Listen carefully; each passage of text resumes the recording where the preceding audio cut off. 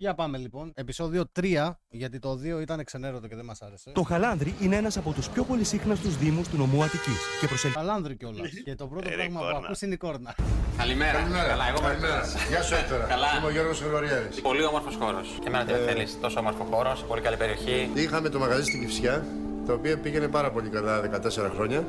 Πώς γίνεται 14 χρόνια με εσύ να το πηγείς καλά, ρε μπρο. Αφού το πας καλά, γιατί να φύγεις. Απλά ήταν σε καλή περιοχή, τους δάγκωνε εκεί, είδε ότι δεν το βγήκε και έφυγε. Αλλά ήταν μικρό και ήρθαμε εδώ, Α, ήταν μικρό γι' αυτό. μεγαλώσαμε, αλλά έχουμε πέσει στη μαύρη τρύπα. Μας ρούφηξε η μαύρη τρύπα, τσάτ. Θα τα πούμε μετά. Ο Έκτορας Μποτρίνη θα δοκιμάσει το φαγητό. Όσο περιμένει, έχει ακόμη μία ευκαιρία να. Θα είχε ακόμα μια ευκαιρία να φύγεις. Προλαβαίνεις Έκτορα. Κοίτα, η αλήθεια να λέγεται, σαν μαγαζί είναι όμορφο μαγαζί, δεν το έχει άσχημο.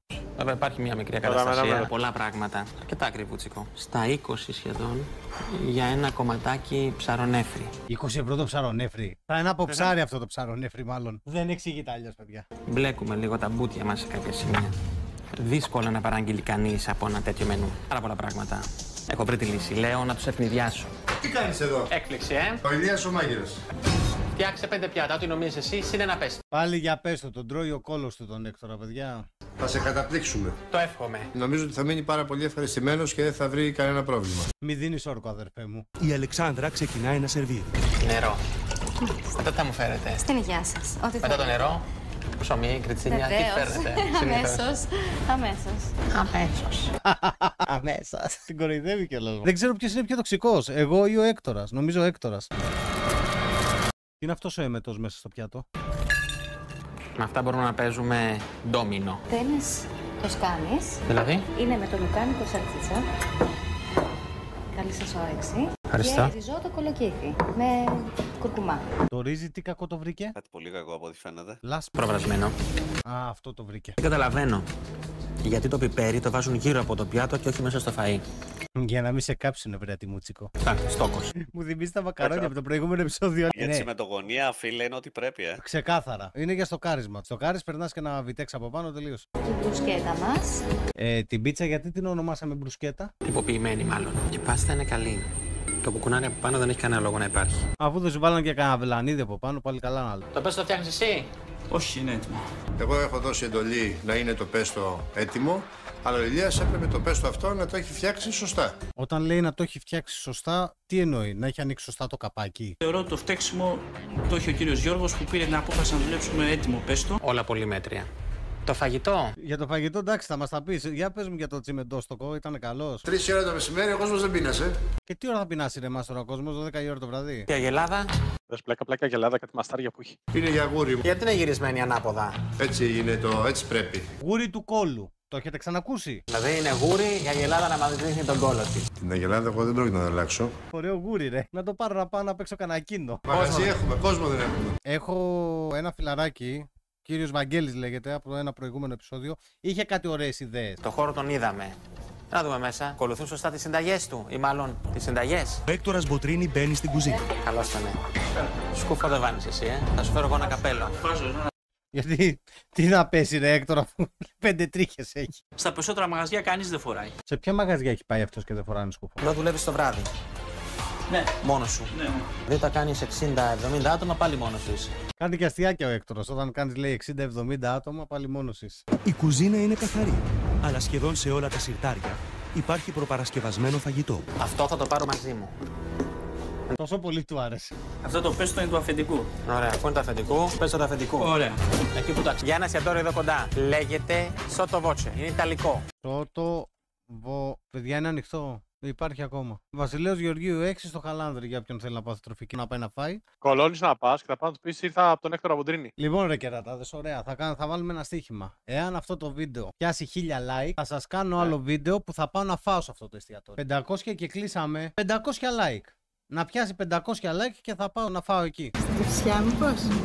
Αυτή το ήξερε όμως. Πολλά χρόνια να πάει, να ξέρετε. Την είχε πάει μια αίμα, τελείωσε, δεν ξαναπήγε. Και νομίζω ότι είναι ακόμα Κηφισιά. Και τώρα? Τι γίνεται τώρα? Τώρα είναι εδώ, στο Χαλάνδρι. Το τοπίο αρχίζει και ξεκαθαρίζει.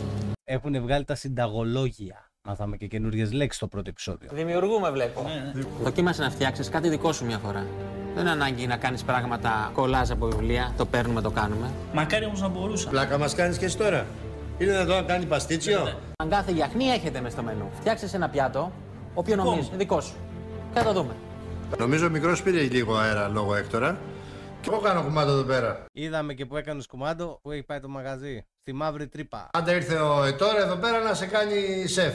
Ο ποιος ήρθε? Άντα ήρθε ο Ετόρ εδώ πέρα να... Ο Εκτόρε! Α, ήρθε ο Εκτόρε! Ωραία, λόγια. Δεν ήξερα ότι ήρθε ο Εκτόρε, ρε. Ούτε ξέρεις τι είμαι εγώ. Τι κάνεις, μου φίλε? Είναι δουλειά των σερβιτόρων να σερβίρουν τα πιάτα και να πάρουν παραγγελίες. Οι άλλοι γιατί είναι με τα γάντια μες στο εστιατόριο? Α, είναι από αυτά τα γάντια μήπως που και καλά τώρα με τα χέρια και δεν λερώνουν. Είναι καμιά ντίβα που είναι με το... Πιο πολύ για αντίβα τη βλέπω. Αλλά και πάλι και να είναι αυτά τα γάντια που τρώνε και δεν λερώνονται, γιατί τα έχει φορέσει από τώρα? Δεν έχει πάει το φαΐ ακόμα. Δεν βγάζει νόημα αυτό. Είναι φανερό για τον σεφ μας ότι ακόμα ένα σημαντικό πρόβλημα εδώ είναι το σερβι. Τελικά, παιδιά, ήταν ντίβα. Σαν το Δρακουλίνο. Frankenstein. Σαν το Frankenstein είναι, φίλε. Έχει και αυτό εδώ που είναι σαν τα τέτοια που είχε ο Frankenstein εδώ. Σαν τους φελούς τι είχε. Σαν τη στολή του Ρακετζή μου θυμίζει με το κεφάλι του... Σ' αγαπώ, S-A-G-A-P-O. Εκτός από μια μικρή καθυστέρηση που είχαμε σε ένα τραπέζι εκεί στα πρώτα. Μικρή καθυστέρηση, ένα δεκάλεπτο τέταρτο. Είδα πράγματα που θέλω να δω. Υπάρχουν προβλήματα. Αύριο το μαγαζί θα μείνει κλειστό. Αύριο το πρωί θα μιλήσουμε λοιπόν. Είναι όλοι εδώ πάντως. Και όλοι, 2 άτομα είναι. Δεν θα δυσκολευτείς ιδιαίτερα. Αλλά δεν το πιστεύω. Γύρισε πάλι την Αγελάδα. Έφτιαχνε ριζότο, έφτιαχνε πάστα, έφτιαχνε κρέας, έμενε στο πάσο 20 λεπτά. Το χάσες. Δεν μπορεί το κακό σέρβις να είναι. Νομίζω ότι έχει την ευθύνη και ο κύριος Γιώργος που δεν μου έχει βοηθό. Ίσως πρέπει να βρω μια καινούργια, να κάνω ένα καινούριο interview. Θέλει και interview ο Μπουρτζόβλαχος. Έκτορα, εγώ όλη αυτή τη δουλειά την έχω φτιάξει για τα παιδιά μου. Να μπορέσω να τους προσφέρω ένα καλό μέλλον. Είμαστε λίγο πριν που να κλείσει το εστιατόριο. Εντάξει, οι p***δες τι κάνουνε? Βάζουνε τη μουσική από πίσω για να σου δημιουργήσουν συναισθηματική φόρτιση. Γράψε λίγο. Λοιπόν, θα κάνουμε ορισμένες αλλαγές στο χώρο. Ο Έκτορας Μποτρίν Τσάου. αποφασίζει να περάσει λίγη ώρα μόνος με τον Γιώργο προκειμένου να τον χαλαρώσει. Άτσε ο Έκτορας Μπιλιαρδάκη. Οι αλλαγές έχουν ξεκινήσει και ο Γιώργος βρίσκεται σε αμηχανία. Του Γιώργη δεν τον βλέπω να του αρέσει ιδιαίτερα, παιδιά, οι αλλαγές, να ξέρετε. Ο σεφ μας αναρωτιέται πού βρίσκονται οι υπόλοιποι για να βοηθήσουν. Ανακαλύπτει 2 καινούρια πρόσωπα στην κουζίνα. Εσείς εδώ τι κάνετε? Οι άλλοι δουλεύουν. Αλλά σου πήρε το καφεδάκι μου. Γεια σας. Κάνω τσιγαράκι μου και πήρε την πραπεδιά μου. Ένα τσιγαράκι να κάνω. Μήπως είσαι νεύρα. Είμαστε για δουλειά να πίνετε καφέ. Να σου πω, δεν παίρνετε να βοηθήσετε λίγο να τελειώνουμε? Που καθόσατε και πίνετε καφέ, τον καφέ τον πει σπίτι σου, πάμε! Έλα! Έπρεπε. Και χαστούκι έπρεπε, όχι απλά έπρεπε, φίλε. Και έτσι όπως μπαίνει πάπα κατευθείαν. Έπρεπε, παιδιά, έπρεπε. Εντάξει, δεν μου άρεσε αυτό που με έπεισε ο κύριος Έκτορας να πίνω καφέ. Αυτός, έχω την εντύπωση ότι μου έχει πουλήσει τριαντάφυλλα σε φανάρι. Ήταν η κακιά στιγμή. Ήταν η κακιά στιγμή. Έρχονται στη δουλειά τους, καθυστερημένοι. Καθυστερημένοι στην ώρα, έτσι. Μην μπερδευόμαστε. Εγώ θέλω το πέστο που είχα δει πριν. Αυτό το πέστο είναι χέστο, αδερφέ μου. Δεν είναι πέστο. Ακόμη 2 καινούρια πρόσωπα έχουν προσθεθεί στο δυναμικό του εστιατορίου. Ταλή, έχεις πάει? Όχι, δεν έχω πάει. Είναι ετοιμάσου να πας. Μπας και φέρεις κανένα πελάτη. Πάλι πάλι. Καλά, Και 3. Λοιπόν, Τι 3 ρε, όπα ρε, θα φάω μπαν ρε. Ωπα, ρε. Ρε παιδιά, ρε βαλτίστε όλοι. εσύ μοιάζεις και με Ιταλό, κούκλος. Με Ιταλό, Μέσα, από την μέσα. Αλβανία Μέσα από, όμως. πέρασε κολυμπώντας. Τι είπα? Βγάλτε την από το ρεύμα, αν ειλικρινά. Τη βγάζεις πάντα από το ρεύμα, την καθαρίσεις. Γιατί να τη βγάλεις από το ρε. Ένα Μανιτάρι. Μαλάκα ακόμα μανιτάρι και μου έρχεται το πρώτο επεισόδιο. 3 εβδομάδες μετά, ο ιδιοκτήτης προτίμησε την προηγούμενη διακόσμηση για το εστιατόριο. Ήτανε τόσο όμορφο πριν. Γιατί να το κάνει πάλι έτσι? Καλά, εντάξει. Ξαναέβαλα την Αγελάδα στη θέση της με τον κόλλο πίσω. Διότι αυτό είναι το σωστό Feng Shui. Feng Shui του κόλλου. Αυτό ήταν το επεισόδιο λοιπόν για σήμερα. Ανανεώνουμε το ραντεβού για την επόμενη εβδομάδα με νέο επεισόδιο. Καλή συνέχεια.